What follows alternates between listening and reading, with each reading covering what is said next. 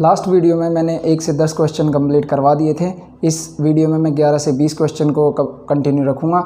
आइए देखते हैं।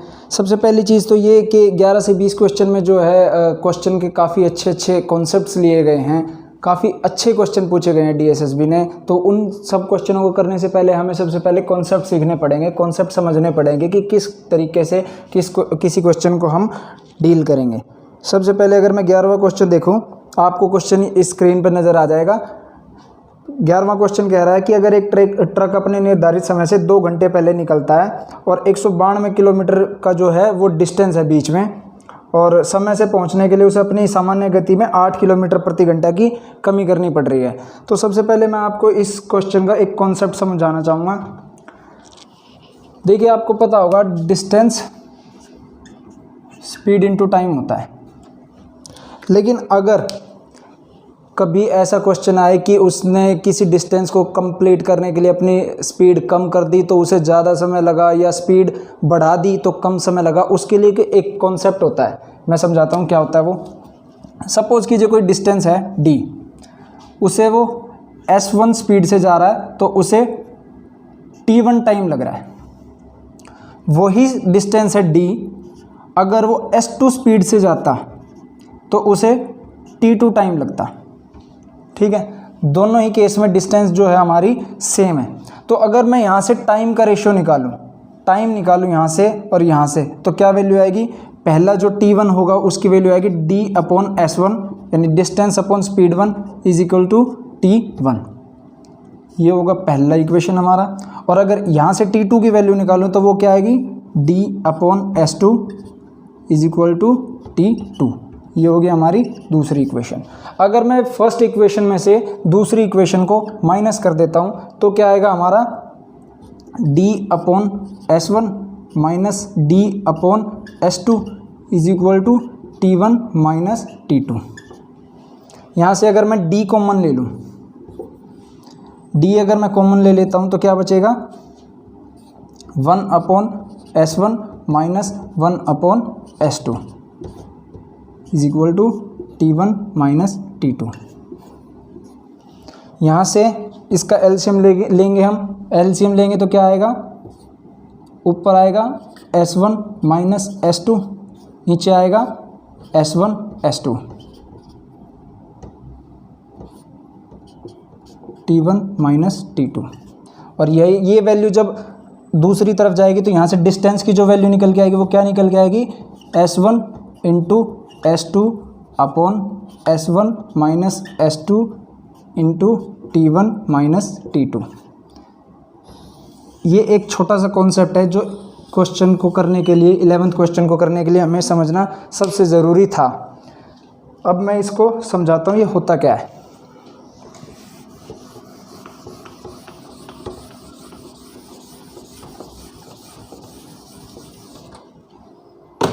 जब कभी डिस्टेंस हमें सेम दी हो और हमसे ये कहा गया हो कि किसी डिस्टेंस को कवर करने के लिए किसी भी व्हीकल ने 8 किलोमीटर प्रति घंटा या कोई भी स्पीड अपनी बढ़ा दी तो उसे कम टाइम लगा, या स्पीड घटा दी तो उसे ज़्यादा टाइम लगा, उस केस में जो हम कॉन्सेप्ट यूज़ करेंगे वो यही कॉन्सेप्ट यूज़ करेंगे, s1 into s2 upon difference of speed का difference into difference in time का डिफरेंस। क्या था? d is equal to s1 into s2 upon s1 minus s2 into t1 minus t2। ये बहुत ही इम्पोर्टेंट कॉन्सेप्ट है time speed distance का, आप इसे याद कर लीजिए। अब बढ़ते हैं हम अपने क्वेश्चन की तरफ।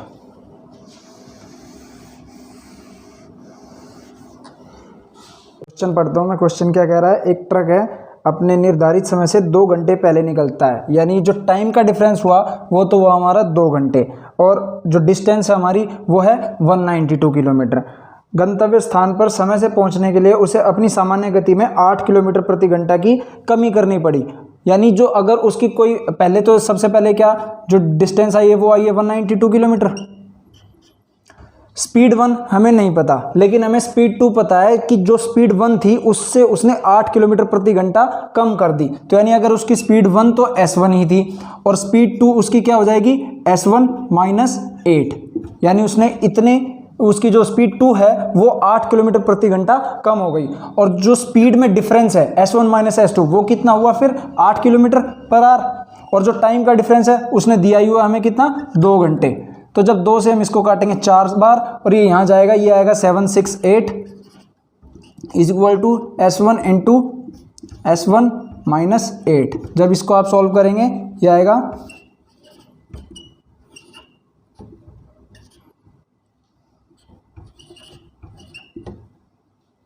और जब इसको हम ए की तरफ ले लेंगे तो क्या आएगा, S1 का स्क्वायर माइनस 8S1 माइनस 768।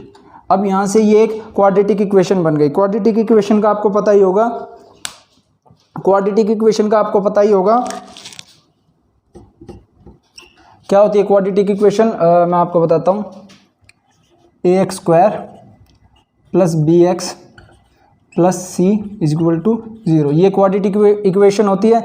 यानी जो c का जो फैक्टर होंगे वो उनसे हमें b की वैल्यू निकाल के लेके आनी है। यानी अगर यहाँ 768 है तो इसके हमें ऐसे फैक्टर चाहिए जिनका मल्टीप्लिकेशन तो 768 बनाए और प्लस या माइनस करके 8 बनाए, वो होता है हमारा क्वाड्रेटिक इक्वेशन। मिडल स्प्लिट बोलते हैं उसको, मिडल स्प्लिट करना पड़ता है हमें उसके लिए।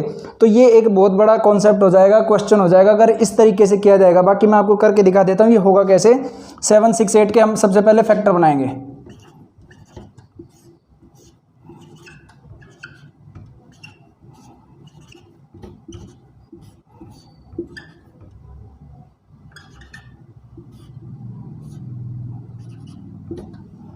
तो हमें कोई ऐसे फैक्टर चाहिए थे जिनका मल्टीप्लिकेशन 768 हो और प्लस या माइनस करके 8 आना चाहिए। तो अब मैं यहाँ से देखूँ इसके फैक्टर, एक आ रहा है 84, एक आ रहा है 83, यानी 32 और 24। अब मैं एक बार कर लेता हूँ ट्राई, क्या ये 768 बना रहा है? वो तो हमने देख लिया फैक्टर है तो 768 बनाएगा ही, लेकिन क्या माइनस या प्लस करके माइनस 8s आएगा? बिल्कुल आएगा। अगर मैं इसे माइनस कर दूँ इसे प्लस कर दूँ तो ये इनका डिफरेंस 8 होगा। तो यानी S1 का square minus 32 S1 plus 24 S1 minus 768 is equal to 0। यहाँ से कॉमन लेंगे, S1 कॉमन आ जाएगा, यहाँ क्या बचेगा S1 माइनस 32 प्लस 24 कॉमन आ जाएगा,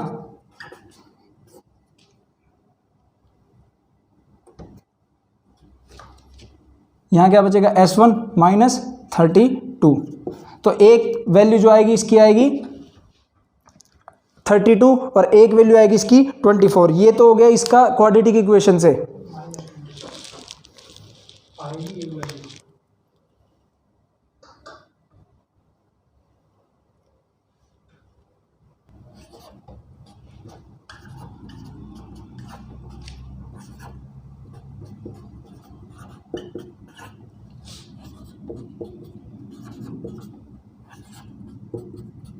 तो यहाँ से हमारी दो वैल्यू निकल के आई, एक S1 की प्लस 32, एक S1 की माइनस 24। माइनस 24 में होता नहीं है, माइनस वाली वैल्यू हम नहीं ले सकते, इसलिए हम एक ही वैल्यू लेंगे हमारी पॉजिटिव वाली, यानी उसकी जो S1 जो स्पीड है उसकी 32 आ गई। 32 ही हमारा आंसर होगा। लेकिन क्या हम इसे ऐसे ही एग्जाम में परफॉर्म करेंगे? बिल्कुल नहीं।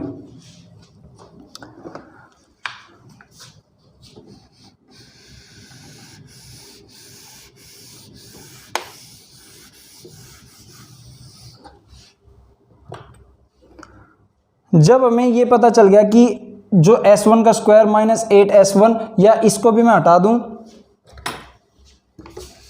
सिर्फ इसको देखते हैं। जब हमें ये पता चल गया कि 768 हमारे पास है S1 का इंटू S1 माइनस 8 का, तो अगर हमारे पास ऑप्शन अवेलेबल हैं तो हम ऑप्शन से इसको बहुत ही इजीली तरीके से कर सकते हैं। मतलब अगर हम देखें कि जो स्पीड का डिफरेंस होना चाहिए वो 8 का होना चाहिए, ठीक है, और उनका मल्टीप्लिकेशन, दो वैल्यू जो भी आएंगे उनका मल्टीप्लिकेशन 768 होना चाहिए। मैं ऑप्शन को एक बार देख लेता हूँ। एक ऑप्शन है 28। अगर मैं स्पीड 1, इन्होंने हमसे ओरिजिनल स्पीड पूछी है, ओरिजिनल स्पीड क्या होती? अगर मैं पहले 28 को मानता अगर मैं 28 को मान लूँ कि मेरा आंसर हो सकता है, तो जो दूसरी वैल्यू होगी वो -8 करनी पड़ेगी, तो -8 करने के बाद 20 आएगी। क्या इनका मल्टीप्लीकेशन 768 हो सकता है? अगर यूनिट डिजिट 0 है तो वैल्यू में भी यूनिट डिजिट 0 होनी चाहिए, लेकिन यहाँ यूनिट डिजिट 8 है, तो ये तो ऑप्शन हो ही नहीं सकता। दूसरा ऑप्शन चेक करता हूँ 32। अगर ये 32 है तो मेरे को 8 माइनस करना पड़ेगा 24। जब मैं इसको मल्टीप्लाई करूंगा 768 आएगा, और इनका डिफरेंस भी 8 है, तो यानी ये हमारा ऑप्शन हो सकता है। मैं अगला ऑप्शन चेक करता हूँ 30। इसका यूनिट डिजिट 0 हो गया, मल्टीप्लीकेशन में 0 ही आएगा, यहाँ 8 है, ये भी नहीं हो सकता। अगला ऑप्शन है 40, ये भी 0 है, माइनस करेंगे 0 ही आएगा, ये नहीं होगा। तो हमारा एक ही ऑप्शन बचा, ऑप्शन 32। एग्जाम में हमें अगर हम क्वाड्रेटिक इक्वेशन को सॉल्व करने बैठ गए तो हमारा बहुत ज़्यादा टाइम वेस्ट हो सकता है। तो उस टाइम वेस्ट को बचाने के लिए हमें एग्जाम में टाइम बचाना होता है। टाइम बचाने के लिए हमें अपनी कैलकुलेशन को फास्ट करना पड़ेगा, हमें सोचना पड़ेगा, एज्यूम करना पड़ेगा, थिंकिंग एबिलिटी को बढ़ाना पड़ेगा। अब यहाँ से हमें साफ पता चल रहा है कि जो स्पीड का डिफरेंस है वो 8 है, और मल्टीप्लीकेशन कोई भी 2 वैल्यूज का 768 आना चाहिए। तो हम ऑप्शन से इजीली एलिमिनेट करके इसको सॉल्व कर सकते थे। अपने अगले क्वेश्चन की तरफ, क्वेश्चन नंबर 12। क्वेश्चन नंबर 12 में क्या कह रहा है? एक मोटरसाइकिल का पहिया है, उसकी त्रिज्या 14 सेंटीमीटर है, यानी जो हमें रेडियस दी हुई है एक पहिए की वो 14 सेंटीमीटर है, और जो रेडियस दी हुई है वो 14 सेंटीमीटर है, और वो उसका पहिया जो है 800 चक्कर पर मिनट में लगा रहा है। तो मोटरसाइकिल की स्पीड क्या होगी? स्पीड पूछा उसने, बहुत ही अच्छा क्वेश्चन है, बहुत ही बढ़िया क्वेश्चन। इसमें भी हमें एक कॉन्सेप्ट समझने की ज़रूरत है। सबसे पहली चीज़ मैं आपको एक पहिया बना के दिखाता हूँ। पहले तो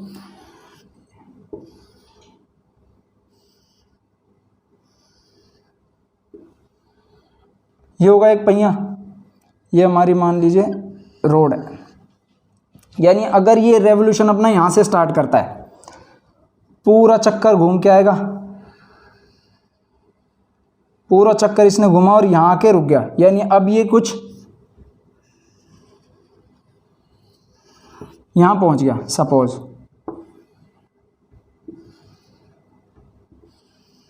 यहाँ पहुँच गया अभी, यानी इसने यहाँ से यहाँ तक का जो डिस्टेंस ट्रेवल किया वो कितना है? इसने जो अपना पूरा व्हील का जो पेरीमीटर था वो कवर किया है एक राउंड में।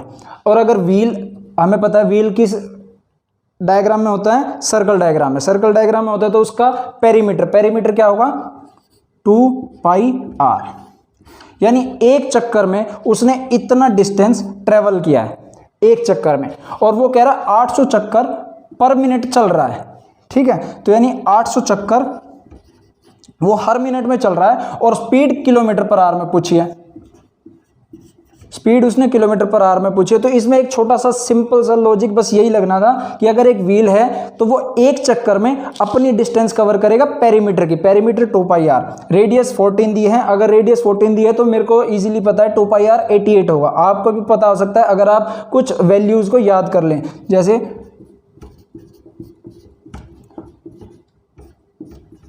ये हो गया 88, 800 चक्कर पर मिनट चल रहा है इंटू 800, एक मिनट में 800 चक्कर हमें किलोमीटर पर आवर में निकालना, यानी एक घंटे में कितना हो जाएगा?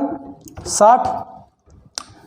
सबसे इंपॉर्टेंट चीज, रेडियस हमारी सेंटीमीटर में दी है और स्पीड हमारी किलोमीटर में पूछी है, तो इसको हमें डिवाइड सबसे पहले सेंटीमीटर को मीटर में बनाएंगे तो 100 से, और फिर मीटर को किलोमीटर में कन्वर्ट करेंगे तो 1000 से करना पड़ेगा हमें।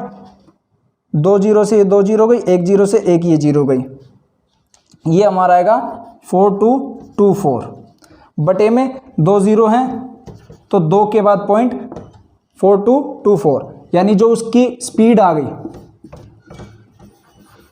कितनी आ गई? 42.24 किलोमीटर पर आवर। ये होगा हमारा आंसर। इस क्वेश्चन में बस हमें छोटी सी चीज यही समझनी थी कि अगर कोई व्हील चल रहा है तो एक चक्कर में वो कितना डिस्टेंस ट्रेवल करेगा? एक चक्कर में वो अपना ही पेरीमीटर यानी अपना ही परिमाप यानी 2πr ही चलेगा, और 800 चक्कर में इतना चलेगा। एक मिनट में 800 है तो 60 मिनट यानी एक घंटे में इतना होगा। रेडियस सेंटीमीटर में दिया हुआ, स्पीड हमसे किलोमीटर में पूछी है तो सेंटीमीटर को पहले मीटर में कन्वर्ट किया, फिर किलोमीटर में कन्वर्ट किया, सॉल्व किया, 4224 पॉइंट में हमारा आंसर आ जाएगा क्वेश्चन नंबर 12। बढ़ते हैं अपने अगले क्वेश्चन की तरफ। Question number 13। क्वेश्चन नंबर 13 बहुत ही बेसिक सा क्वेश्चन है सीआई का। आप यहाँ देख ही रहे होंगे 3200 रुपये की कोई राशि है सीआई पर 20% पर एनम की रेट से 2 वर्षों के बाद उसमें कितना इंटरेस्ट कंपाउंड इंटरेस्ट हमें मिलेगा, ये पूछा हुआ है। बहुत ही सिंपल सा क्वेश्चन, इसे हम कई तरीके से कर सकते हैं। सबसे पहली चीज़ अगर मैं आपको बताऊँ सक्सेसिव रेट से, सक्सेसिव रेट का मतलब क्या होता है, x plus x into x upon 100। अगर यहाँ हमारी x जो है रेट की वैल्यू है तो 20 पुट करेंगे तो उसकी वैल्यू कितनी आएगी, 44%। पहली चीज़, अगर हम 3200 का 44% निकालेंगे तो हमारी जो CI आएगा वो 2 साल का आएगा। एक कॉन्सेप्ट ये हो सकता है,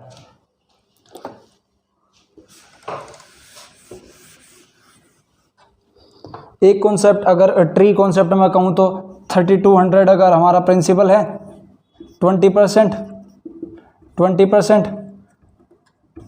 और यहाँ 20% का 20% आएगा, तो इससे हम इजीली सॉल्व कर सकते हैं। दूसरा कॉन्सेप्ट ये होगा,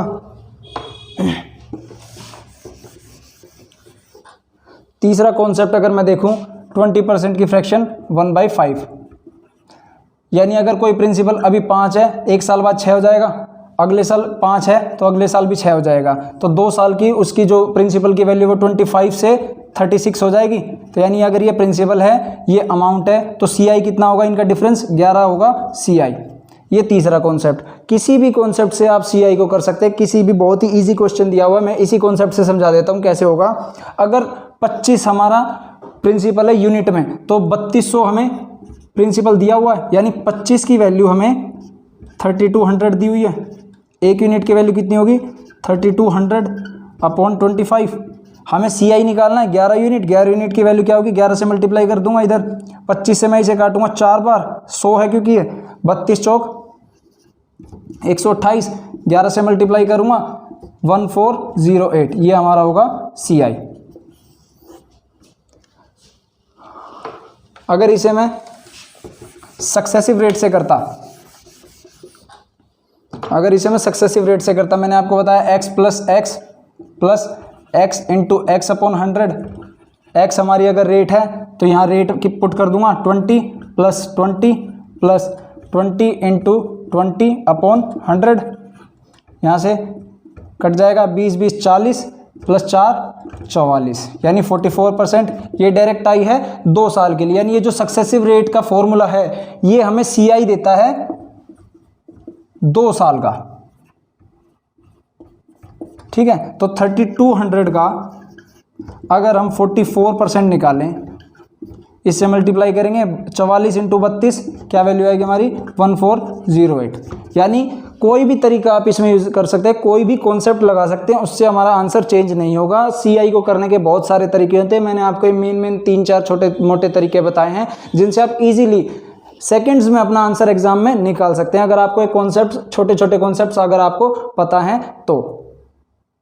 अपने अगले क्वेश्चन की तरफ। Question number 14। क्वेश्चन नंबर 14 बहुत ही इजी सा क्वेश्चन है। कह रहा है एक वस्तु पे डिस्काउंट 16% दिया हुआ है, तो उसका मार्क प्राइस से सेलिंग प्राइस का रेशियो क्या होगा। अगर MP 100 है और उसने 16% का डिस्काउंट दिया, यानी 100 पे अगर 16 का डिस्काउंट दे देगा तो कितना बचा, 100 में से जब इसे मैं माइनस करूंगा कितना बचा 84, यानी ये क्या होगा हमारा SP। यानी अगर 16 का डिस्काउंट दिया है MP पे 16% का, यानी अगर उसका MP 100 है, डिस्काउंट देने के बाद SP कितना बचेगा 84। इसका उसने रेशियो पूछा है, 4 से काटेंगे 25, 4 से काटेंगे 21, यानी जो रेशियो आया वो हमारा क्या आया 25:21। बहुत ही सिंपल सा क्वेश्चन, बहुत ही सिंपल सा आंसर, ऑप्शन 3 हमारा आंसर होगा। कुछ भी नहीं करना था इस क्वेश्चन में। बढ़ते हैं अपने अगले क्वेश्चन की तरफ। Question number 15। क्वेश्चन नंबर 15 बहुत ही सिंपल सा क्वेश्चन है टाइम एंड वर्क का। कह रहा है ए अकेले किसी काम का 2/3 यानी 2/3 40 दिन में कर रहा है, बी अकेले उसी सेम काम का 3/4 60 दिन में पूरा कर रहा है, तो ए और बी दोनों मिलकर समान काम का 7/8 कितने दिन में करेंगे। बहुत ही सिंपल सा क्वेश्चन, मुझे उम्मीद है आपको ये पता ही होगा कैसे करते हैं।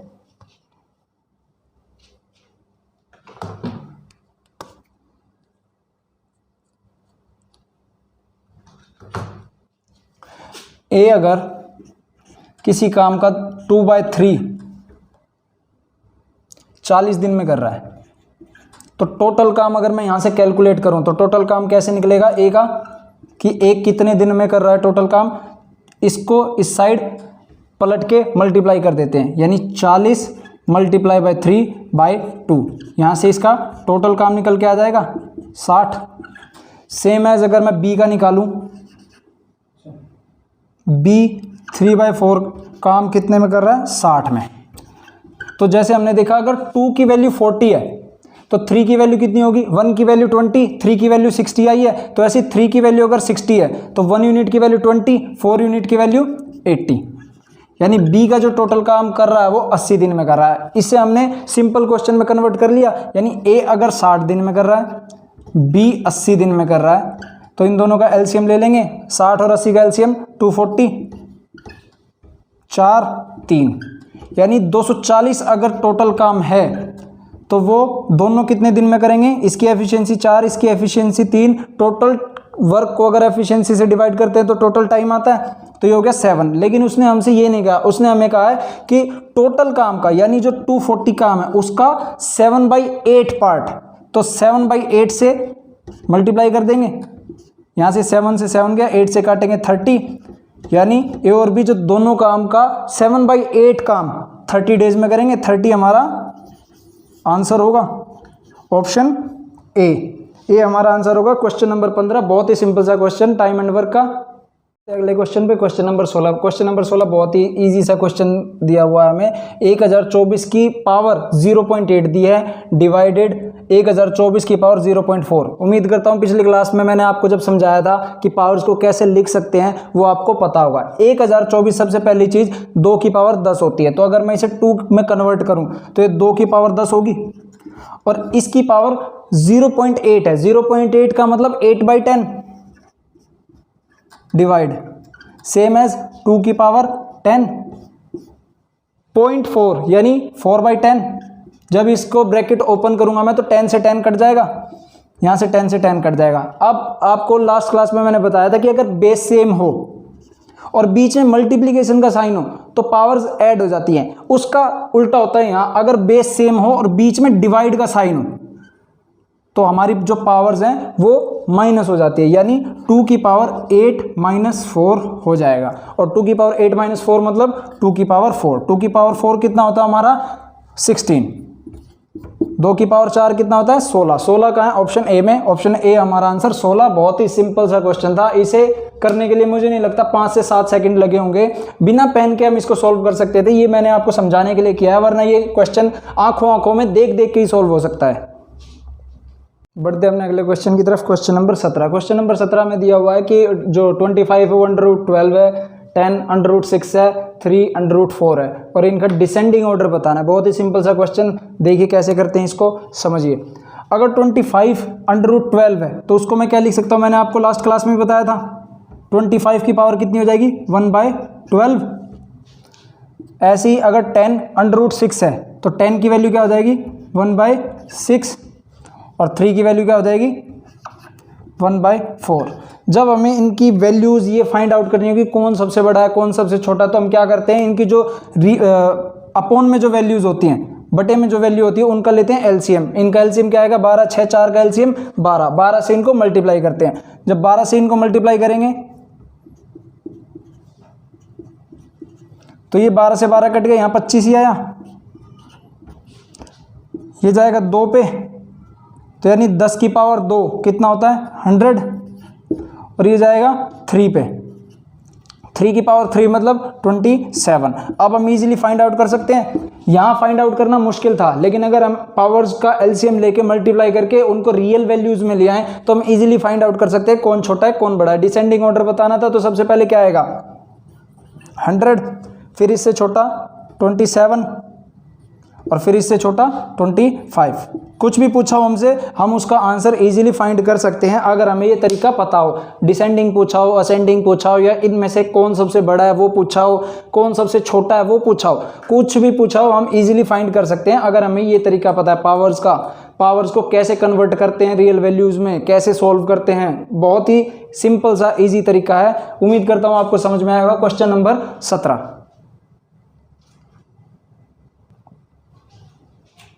तो सबसे इंपॉर्टेंट बात कि ये वैल्यूज हमारी हमने फाइंड आउट करी है, ऑप्शन में अवेलेबल नहीं होगी, ऑप्शन में यही अवेलेबल होगा। तो जो 100 हमारा है वो 100 किसका है, 10 का। 10 क्या है यहाँ, तो यानी सबसे बड़ी वैल्यू क्या होगी 10 अंडर रूट में 6, उससे छोटी 27। 27 किसका है, 3 का, यानी 3 अंडर रूट 4 और 25 अंडर रूट 12, यानी ये हमारा सही ऑर्डर होगा। ऑप्शन हमारे इस हिसाब से लिखे होंगे, ना कि इस हिसाब से। तो हमें ये फाइंड आउट करने के बाद ये भी देखना है कि ये किसका है, ये किसका है। तो ये हमारा आंसर होगा जो ऑप्शन में गिवन होगा, और हम इस ऑप्शन को टिक करेंगे।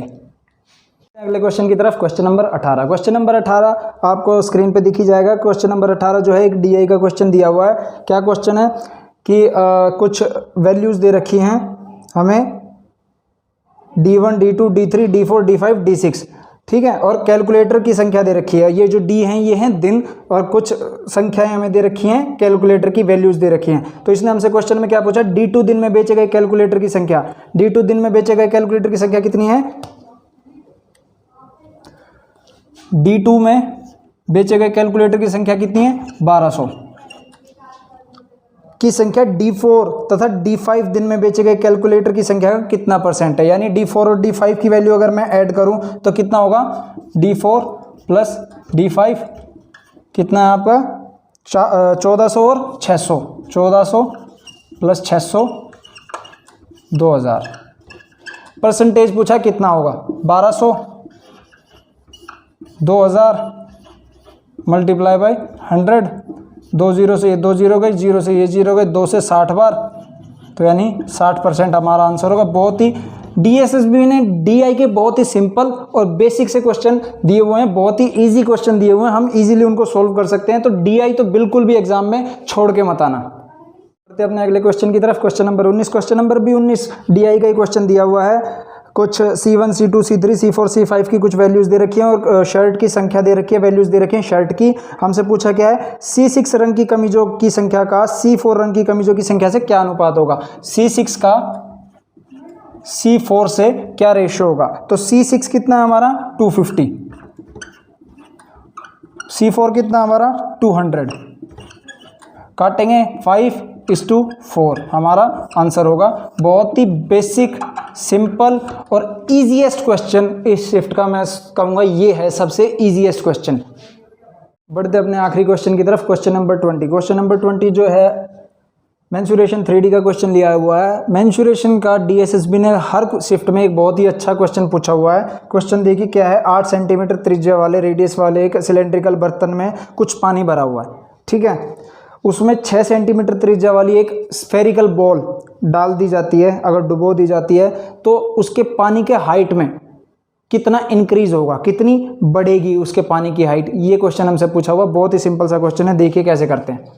सबसे पहले इसको समझने के लिए आपको ये पता होना चाहिए, ये सिलेंडर है,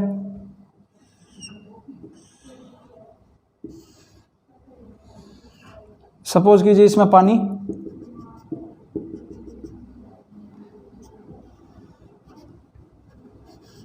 इसकी रेडियस कितनी दी हुई है 8, ठीक है। सपोज कीजिए इसमें जो पानी की हाइट है वो अभी h सेंटीमीटर है, ठीक है। अब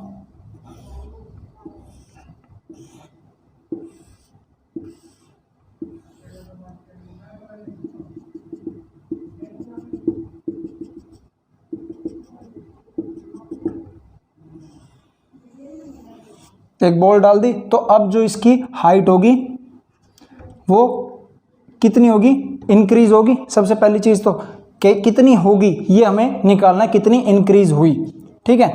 तो सबसे पहली चीज तो अगर सिलेंडर है और उसमें कुछ पानी दे रखा है, तो सिलेंडर का सबसे पहले अगर पानी भरा हुआ है तो क्या निकालेंगे हम, वॉल्यूम।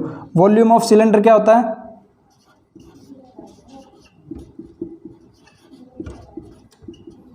पाई आर स्क्वायर H। और बॉल जो है वो स्फेरिकल बॉल है, वो उस सिलेंडर के अंदर डाल दी तो उसने भी वॉल्यूम ऑक्यूपाई किया, तो वॉल्यूम ऑफ स्फेयर क्या होगा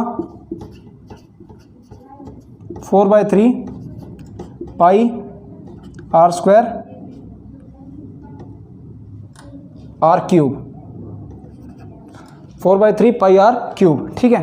अब देखिए, जब इस बॉल को, जब ये बॉल नहीं थी तो कुछ हाइट थी, बॉल डाल दी तो पानी की हाइट बढ़ गई। कितनी बढ़ी? जितना इस बॉल ने वॉल्यूम ऑक्यूपाई किया उतनी पानी की हाइट बढ़ेगी। समझ रहे हैं आप मैं क्या कह रहा हूँ? पहले हाइट कुछ थी, मान लिया पानी इतना था, उसमें बॉल डाल दी, तो जितना बॉल ने वॉल्यूम ऑक्यूपाई किया उतनी हमारी पानी का जो वाटर लेवल है वो बढ़ेगा। तो यानी अगर मैं कहूँ कि वॉल्यूम ऑफ सिलेंडर कुछ था, वो बढ़ा कब? जब वॉल्यूम ऑफ स्फीयर उसमें ऐड हुआ। ठीक है, तो यानी पाई आर स्क्वायर एच, पाई से पाई, आर स्क्वायर हमें दिया हुआ 8 का स्क्वायर 64, एच हमारी पानी की कुछ हाइट थी अभी। ठीक है, is equal to volume of sphere क्या होगा? 4/3 पाई। इसकी रेडियस कितनी दी हुई हमें? स्फीयर की radius 6 centimetre into 6 into 6 into 6। पाई से पाई कैंसिल हो जाएगा, 2 4 दूनी 8, तो यानी h की वैल्यू जो आएगी हमारी कितनी आएगी? 36/8। काटेंगे, 8 चौक 32, 8 पंजे 40 सेंटीमीटर। यानी जो हाइट है हमारी बॉल डालने के बाद कितनी बढ़ी हमारी हाइट? 4.5 सेंटीमीटर। ठीक है, बहुत ही सिंपल सा क्वेश्चन था, बस इसमें आपको एक यही कॉन्सेप्ट समझना था कि पानी का लेवल कुछ भी हो, पानी का लेवल कुछ भी था, जब उसमें स्फेरिकल बॉल डाल दी तो जितना उसने ऑक्यूपाई किया वॉल्यूम उतनी हमारे वाटर की लेवल हाई हो जाएगा। वाटर का लेवल हाई हो जाएगा तो किसकी वजह से? स्फेरिकल बॉल की वजह से। इसलिए स्फेरिकल बॉल का वॉल्यूम सिलेंडर के वॉल्यूम के बराबर रख देंगे तो एच की वैल्यू हम फाइंड आउट कर सकते हैं। ये एच की वैल्यू हमारी इंक्रीज्ड वाटर की जो वैल्यू है वो आई है, यानी हमारे पानी ने जितनी हाइट बढ़ी है पानी की वो हमारी वैल्यू ये निकल के आएगी 4.5 सेंटीमीटर। बहुत ही सिंपल सा क्वेश्चन। 20 क्वेश्चन हमने कंप्लीट कर लिए शिफ्ट के, और 11 से 20 में काफ़ी अच्छे क्वेश्चन हमसे पूछे गए थे। उम्मीद करता हूँ आपको समझ में आया होगा। समझ में आए तो लाइक कीजिए, कमेंट कीजिए, शेयर कीजिए, चैनल को सब्सक्राइब कीजिए। और इसकी PDF लेने के लिए टेलीग्राम चैनल से भी आप जुड़ सकते हैं, डिस्क्रिप्शन बॉक्स में मैं उसका लिंक डलवा दूंगा। उम्मीद करता हूँ आपको मेरा पढ़ाया हुआ समझ आ रहा होगा। अगली शिफ्ट में शिफ्ट 3 लेके आऊँगा, बहुत ही जल्दी लेके आऊँगा। उसके भी सारे क्वेश्चन बहुत ही अच्छे तरीके से डिटेल्ड एक्सप्लेनेशन के साथ करवाऊँगा। जय हिंद, धन्यवाद।